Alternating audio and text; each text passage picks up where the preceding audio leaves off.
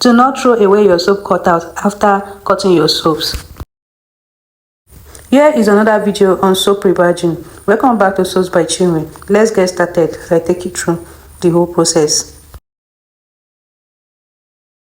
All you'll be needing in this process is your knife, your grater, your bowl, and your stove. Most importantly, your stove for the heating. Rebatching is a great way to reuse your soap cutouts and still make profit. First, I'm cutting my soap into smaller pieces to make it easier to melt, or you can use your grater to grate it. I use the two methods. If I cut, I grate. So you can use the one that is best for you.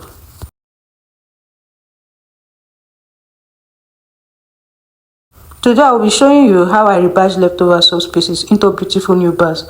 No waste in soap making. That is one thing I like about soap making. There is no waste. Every piece is useful. Every cutout is useful. We are almost done with our cutting. Just relax and enjoy. We will be using the same bowl for the heating process. Yes, because it's a stainless bowl. So here we add in our water. I use 250 ml for the start.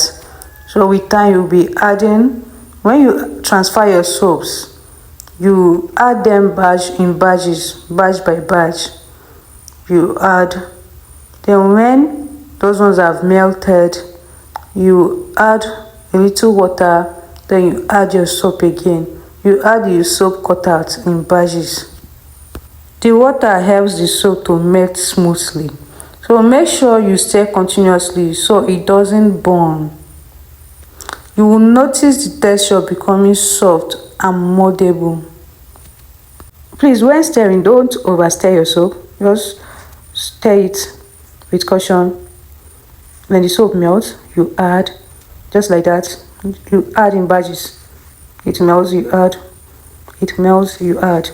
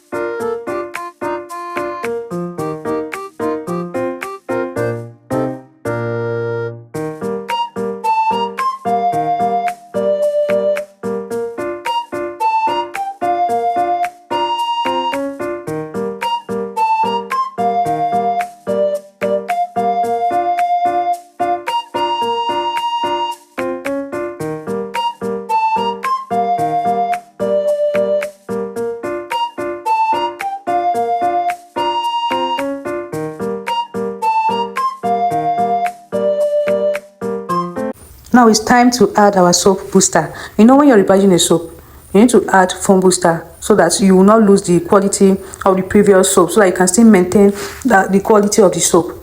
You add your foam booster. You can also add perfume or color in this stage. Now I'm adding my silicate. Silicate is very important when rebatching a soap so that your soap can harden up quickly. So silicate is very important. I used 50 ml of silicate.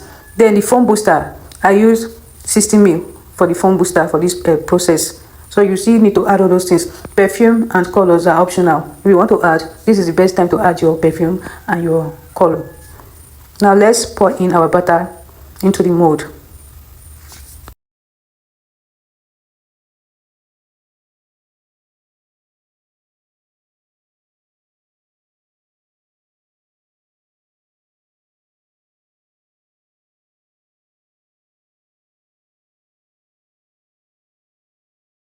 Any soap production you're doing, always make sure your mold is ready, because soaps sometimes, or let me say most times, enters thick trays easily.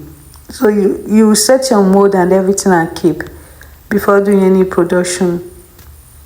This method of soap rebatching helps reduce waste and still gives you that quality soap, like quality soaps. So after allowing it to cool and harden, here's the final result. We have these clean, smooth and reusable soap bars. Like, you've gotten these beautiful soap bars and you cut, and guess what, we will still have cutout from these soaps, and you're seeing those cutouts, we'll still rebatch them, we'll still rebatch those cutouts. So have you seen how versatile soap making is? Like, so just you do your calculation now, you see that you're having more and more bars of soap. That's how your profit is increasing. That's how your profit is increasing. There is gain in soap making now. There is a lot of gain. So if you want to do something like this, if you're interested in making soaps, you can always contact me. Check my profile, my WhatsApp number is there, my contact is there. It's a nice business. Then maybe you'll be thinking, how do I go about, how do I sell my soaps? That is not a problem at all. When you contact me, I will tell you and I will teach you what to do to sell your soaps. If you enjoyed this video, don't forget to like, comment and subscribe to Soaps by Chinwe. See you in my next video. Bye.